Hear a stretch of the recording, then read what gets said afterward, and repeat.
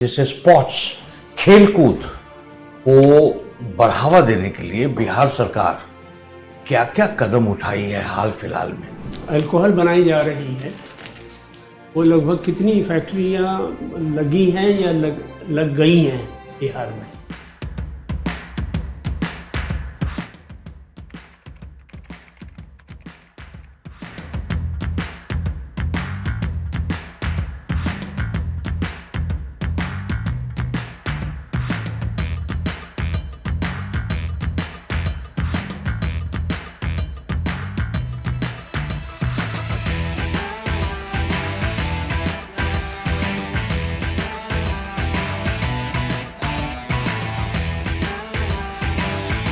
आइए आइए आइए, थैंक यू सर। बैठो, रिलैक्स होके और अपने बारे में जरा मॉर्निंग बताओ। Sir, good morning sir. Thank you sir. बताओ अपने बारे में जरा। सर, मेरा नाम कुंदन कुमार झा है। मेरा जन्म बिहार के दरभंगा ज़िले में हुआ था। तत्पश्चात मैंने अपनी स्कूलिंग दिल्ली के सर्वोदय विद्यालय से की है। मैंने अपना ग्रेजुएशन और post graduation university of Delhi से पॉलिटिकल साइंस ऑनर्स में किया है। गुड। और ऑप्शनल क्या था आपका? सर, मेरा optional political science and international relations. Great. तो कुंदन जी, यस सर। आप ये बताइए कि आजकल अखबार में अफगानिस्तान पाकिस्तान के बीच जो अशांति फैली हुई है, उसके दो मुख्य कारण बताइए। जी सर, जो तालिबान और पाकिस्तानी फोर्सेस के बीच जो क्लैशेस चल रहे हैं, उसका पहला रीज़न ब्रॉडर फ्रंटियर्स को लेके है। जो डूरेंट लाइन 1893 में बनाई गई थी, उसको लेके दोनों देशों में विवाद है। और तालिबान इस जस्ट इंटरप्ट, आपने सवाल पूछा है ना, yes, तो आप ही की तरफ फोकस करके जवाब दीजिए, and it will apply to other two also. Okay sir, sorry sir ji, लो कोई बात। तो सर, डूरेंट लाइन को लेके एक उनका इशू है। और दूसरा सर, वहाँ पे एक टीटीपी जो है, तहरीक तालिबान पाकिस्तान, उसको लेके इशू है। टीटीपी ये चाहती है कि तालिबान की तरह ही पाकिस्तान के जो ट्राइबल एरियाज़ हैं, उसमें एक इस्लामिक गवर्नमेंट और इस्लामिक स्टेट फॉर्म किया जाए पाकिस्तान से अलग करके, जिसको तालिबान भी बैक एंड से सपोर्ट करता है, लेकिन पाकिस्तान टीटीपी के खिलाफ है। इसको लेके सर दोनों देशों के बीच विवाद चलता रहता है। तो ये बताइए कि भारत और तालिबान की जो सरकार है अफगानिस्तान में, रिश्ते कुछ मधुर होते जा रहे हैं। आप बता सकते हैं भारत का क्या वहाँ हित है जिसके कारण हम एक अंतर्राष्ट्रीय टेररिस्ट ऑर्गेनाइजेशन, अभी भी उसका नाम हटा नहीं है, यूएन लिस्ट ऑफ टेररिस्ट, उसके नज़दीक जा रहे हैं? क्या हमारे हित है या क्या कंसिडरेशन है? सर, जैसा कि इंटरनेशनल रिलेशंस में कहा जाता है, national security is the utmost goal. उसको अचीव करने के लिए भारत तालिबान से लगातार इंगेज कर रहा है। इसमें सर हमारे जो कुछ इसमें फ़ायदे हम देख सकते हैं। एक तो कनेक्टिविटी का इशू है सर, सेंट्रल एशिया और जो हमारे रशिया और सेंट्रल एशिया की तरफ कनेक्टिविटी है, वो तालिबान और अफगानिस्तान से खुल सकती है। दूसरा, जो हमारा $3.4 बिलियन की इन्वेस्टमेंट वहाँ पर है इंफ्रास्ट्रक्चर में, पीपल टू पीपल कनेक्ट में, एक उसको लेके है सर। तीसरा, मैं कहूँगा एक स्ट्रैटेजिक रीबैलेंसिंग है, जिसमें पाकिस्तान के स्ट्रैटेजिक डेप्थ को वहाँ पे काउंटर करना है, जिससे हम अपने इंटरनल सिक्योरिटी और कश्मीर के ऐसे मुद्दों में हम वहाँ पर चाइना और पाकिस्तान के एक्सेस को पनपने ना दें सर। ये जो आपने शब्द इस्तेमाल किए, स्ट्रैटेजिक डेप्थ, ये क्या चीज़ है, जरा बताइए। क्या है ये स्ट्रैटेजिक डेप्थ? बातें बहुत करते हैं, क्या है ये? सर, ये स्ट्रैटेजिक डेप्थ अगर शब्द जो है वो अफगानिस्तान के संदर्भ में इस्तेमाल किया जाता है, जिसमें ये दर्शाया जाता है कि पाकिस्तान अफगानिस्तान में हर तरह की एक्सेस चाहता है और वो वहाँ पर भारत जैसे किसी भी और अन्य नेबर कंट्रीज को एक्सेस नहीं देना चाहता। अच्छा, तो आप ये बताइए कि बिहार में स्पोर्ट्स को बढ़ावा देने के लिए बिहार सरकार हाल फिलहाल में क्या क्या कदम उठाई है? मैं क्षमा चाहूँगा सर, मैं सवाल समझ नहीं पाया। जैसे स्पोर्ट्स, खेलकूद को बढ़ावा देने के लिए बिहार सरकार क्या क्या कदम उठाई है हाल फिलहाल में, साल 2 साल में? सर, कुछ आप बताइए उसके बारे में। जी सर, एक तो खेलों को उनका इंफ्रास्ट्रक्चर डेवलपमेंट पे काफ़ी कार्य किया गया है। जैसे कि अंतर्राष्ट्रीय क्रिकेट स्टेडियम का निर्माण किया जा रहा है सर राजगीर में। दूसरा सर, जो हमारे खिलाड़ी हैं उनके लिए टैलेंट हंट करवाया जा रहा है गांवों के क्षेत्रों में, जहां से खिलाड़ी आगे आए। तीसरा, प्रशिक्षण के लिए भी कार्य किए जा रहे हैं। कोचेस को 25,000 सैलरीज पे रखा जा रहा है, जिससे कि हम उन्हें अच्छी सुविधा दे पाएँ खिलाड़ियों को। और चौथा सर, मेडल लाओ, नौकरी पाओ, जिससे कि जो उनका फ्यूचर करियर है उनको भी हम स्टेबलाइज कर पाएँ। अभी हाल फिलहाल में राजगीर में 2 इवेंट्स हुए, उसके बारे में बताइए। कौन कौन से ये इवेंट्स थे पिछले 1 साल में, इंटरनेशनल, अंतर्राष्ट्रीय? सर मैं इससे पूर्णतः अवगत नहीं हूँ, अगर आप आज्ञा दे तो मैं अनुमान लगा सकता हूँ। थैंक यू, धन्यवाद। आपने दिल्ली में रहकर पढ़ाई की है जी सर।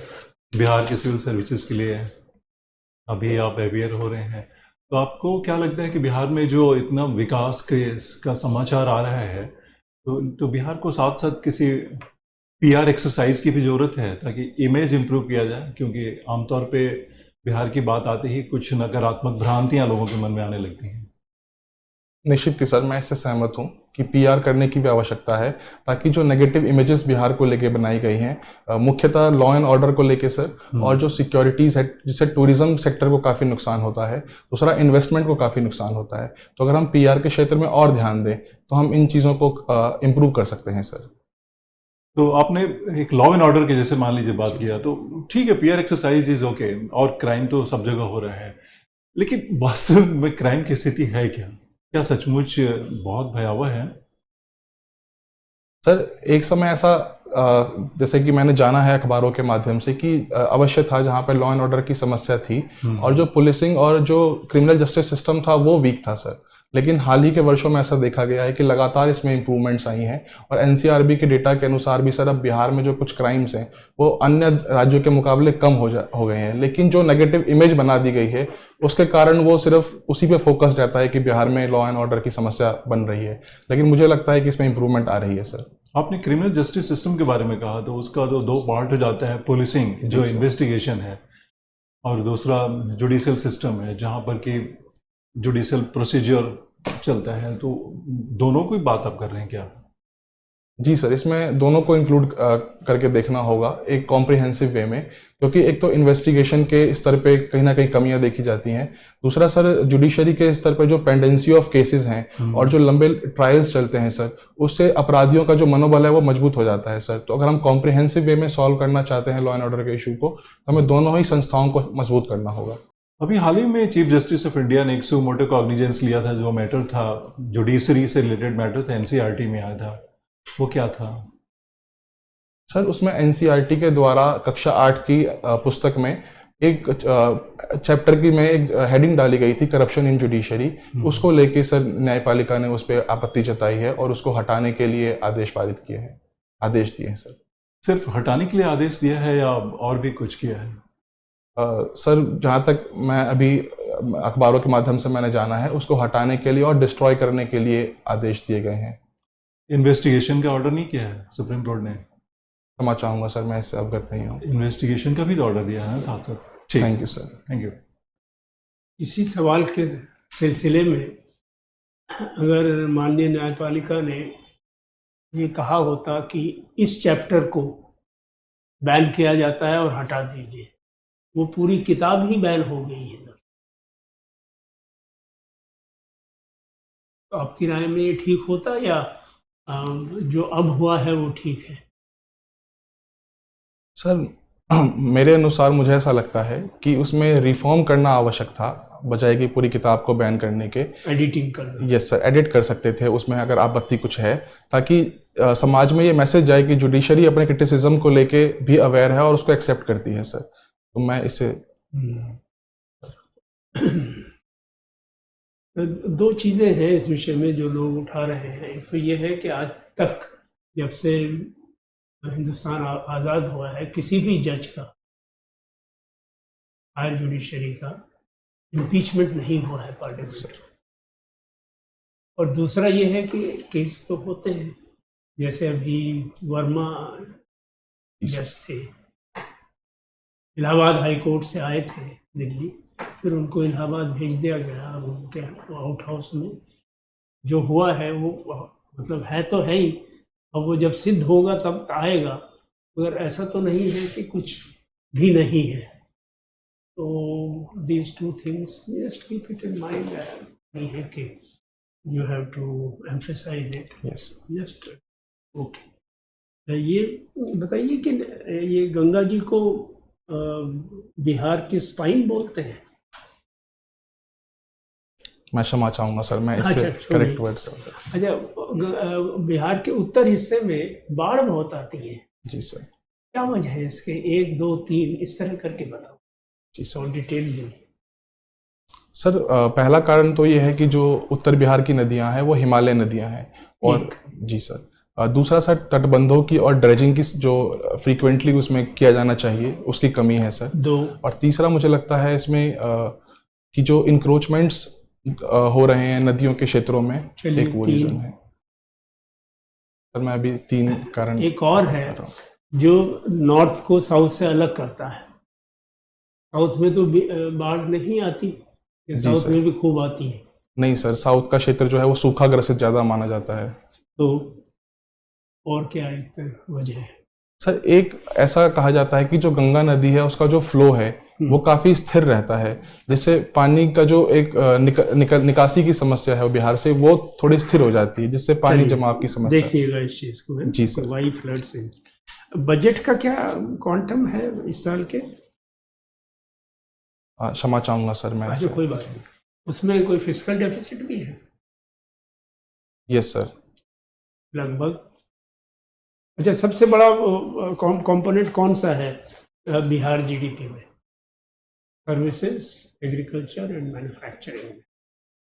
तो सबसे ज़्यादा कंट्रीब्यूशन सर्विस क्षेत्र का है। Yes sir. फिर मैन्युफैक्चरिंग सेक्टर सेकंड जो है विनिर्माण का, और तीसरा सर कृषि क्षेत्र का है। ये जो अल्कोहल बनाई जा रही है वो लगभग कितनी फैक्ट्रियां लगी हैं या लग गई हैं बिहार में? कौन से जो इथाइल अल्कोहल बनाई जा रही है? इथेनॉल की फैक्ट्रियां सर। हाँ, सर मैं एग्जैक्ट नंबर से अवेयर नहीं हूँ सर, क्षमा चाहूंगा। 1-2 प्रमुख बताएंगे लोकेशन उनकी? सर मैं चलो कोई बात नहीं। ये वैसे हाल ही में अनाउंसमेंट हुआ है कि E20 इंट्रोड्यूस होने जा रहा है, और दैट विल बी मैंडेटेड पूरे हिंदुस्तान में। तो E20 का क्या मतलब है? सर E20 का अर्थ है इथेनॉल 20, जिसमें जो हमारे इंटरनल कंबशन वाले जो इंजन्स हैं उसमें ऐसे ईंधन का यूज़ किया जाएगा जिसमें 80% डीजल या पेट्रोल रहेगा और 20% इथेनॉल का इस्तेमाल होगा। फाइन। फायदा क्या होगा उससे?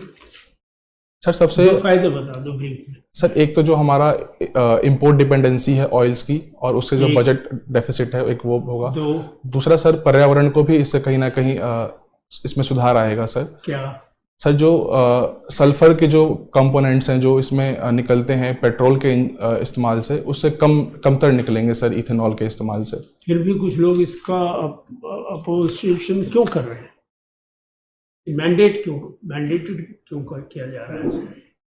सर पहला अपोज तो इसलिए क्योंकि भारत में जो इथेनॉल बनाए जाते हैं वो मुख्य रूप से खाद्य पदार्थ पर आधारित हैं, जिससे फूड शॉर्टेज हो सकती है सर आगे चल के। तो उसका मतलब शुगर केन से होता है, वो कुछ और शुगर केन ग्रो करेंगे किसान सर जो लेकिन जो नेट मक्का का थोड़ा जरूर जी, है, जी सर। मक्का से जो बनाया जाता है। जी सर। अच्छा, और दूसरा सर जो वाहनों की जो कीमत है वो उसमें भी एक इजाफा हो सकता है सर इससे, क्योंकि जो इंजन्स हैं वो रिप्लेस किए जाएंगे। चलो उसको देख लेना। ओके जी बी। सर।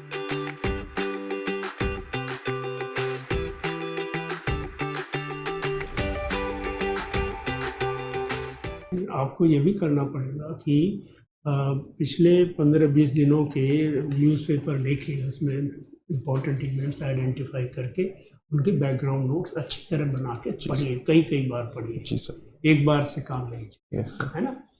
अच्छा, आप एज सच आपकी पर्सनालिटी बहुत अच्छी है, आपका एक्सप्रेशन बहुत अच्छा है, और as such you are dressed very well. Thank you sir. On that is your asset and you should carry it on. Okay, thank you sir. आप जिस दिन का इंटरव्यू है उस दिन का और उससे 2 दिन पहले का अखबार ऐसे पढ़िएगा जैसे टेक्स्ट बुक को पढ़ा जाता है। जी सर। इंटरनेशनल लेवल पे बहुत सारे डेवलपमेंट, और कोई भी किसी के बारे में भी पूछ सकता है। Yes sir. आपकी तैयारी 90% नहीं 100% होनी चाहिए। जी सर। हालांकि बिहार सिविल सर्विस है, यूपीएससी नहीं है, फिर भी पूछा तो कुछ भी Yes, जा sir. सकता है ना। तो इंटरनेशनल रिलेशंस में इंडिया वर्सेस चाइना ये बड़ा जटिल विषय है। Yes sir. और दूसरा जटिल विषय है बिहार का कास्ट स्ट्रक्चर और इसका इम्पैक्ट बिहार की पॉलिटिक्स। सर, मैं बता नहीं रहा यस आपको, सर। ये खुद पढ़ना पड़ेगा। सर इसमें यही समस्या आती है, जैसे मैंने अभी यूपीएससी का दिया था इंटरव्यू, तो उसके मॉक से मुझे समस्या ये आ रही थी कि मैं ये उत्तर देते समय बैलेंस कभी गड़बड़ा जा रहा था, मतलब थोड़ा वो न्यूट्रल वे से हट के ऐसा लग रहा था कि मतलब मैं डर रहा था कास्ट वर्ड का कैसे यूज़ करूं और डायरेक्टली मैं देखिए, ऐसा एग्जांपल्स। है, उसमें डरने की इसलिए ज़रूरत नहीं है। हमारे कास्ट जो है हमारे समाज का अभिन्न अंग है। Yes sir. और आज से नहीं, बहुत सारे समय से अभिन्न अंग है। कहीं बिहार में ये लोकल पॉलिटिक्स में बिल्कुल लोकल पॉलिटिक्स को उलझाए हुए हैं। Yes sir. मगर इसको समझना बहुत ज़रूरी है और डरने की ज़रूरत बिल्कुल नहीं है। ये बिल्कुल एक फैक्ट ऑफ लाइफ है जिससे आप नकार नहीं सकते। Yes sir. बिहार हुआ, यूपी हुआ और कई राज्य हैं, यस सर। तो उसमें डरने की कोई ज़रूरत नहीं। आप जो ठीक समझें सरल भाषा में और फ्रैंक भाषा में कहिए। जी सर। सबने सब कुछ बता ही दिया। दो ही सजेशन कि क्वेश्चन पूछे जाएं, उसको 3 सेकंड का पॉज आप दीजिए, सोचिए क्या पूछा जा रहा है, आपके पास कितना उसके बारे में, चाहे अफगानिस्तान पर आपका उत्तर सही था और एवरीथिंग, उसको स्ट्रक्चर करके 3 पॉइंट्स, आप अच्छे बोलते भी हैं तो वर्बोस नहीं होना है, टू द पॉइंट 3 पॉइंट आप बता दी, ये हमारे हित है। और उसको पॉज करके सोचेंगे तो शायद तीनों के तीनों सही निकलेंगे। तो एक इम्पॉर्टेंट फील्ड आपने मिस कर दिया, वो है मिनरल का। आज हमारा इंटरेस्ट वहाँ जबरदस्त है।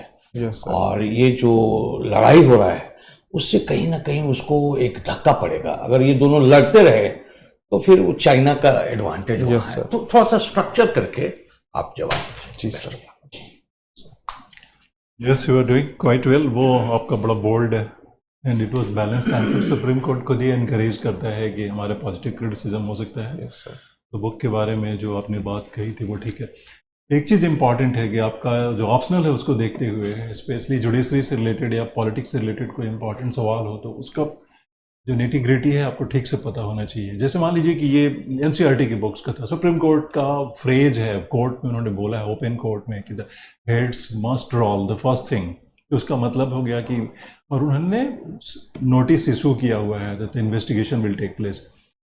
तो न्यूज़पेपर्स में ही रहता है। Yes sir. अब चूंकि अब आपसे अब इकोनॉमिक्स का सवाल ना हो कि देखिए ये कॉन्स्टिट्यूशन या कोर्ट से है तो आपका एक्सपेक्टेशन थोड़ा बढ़ जाएगा, ठीक है ना। थोड़ा प्रिसाइज होने की जरूरत है। Whenever answering any question that goes beyond Bihar, तो उसमें interest of India should be prominent. आपके आंसर में वो टेलर्ड होना चाहिए कि इंडिया के इंटरेस्ट इसमें क्या है, क्या पॉइंट ऑफ व्यू है।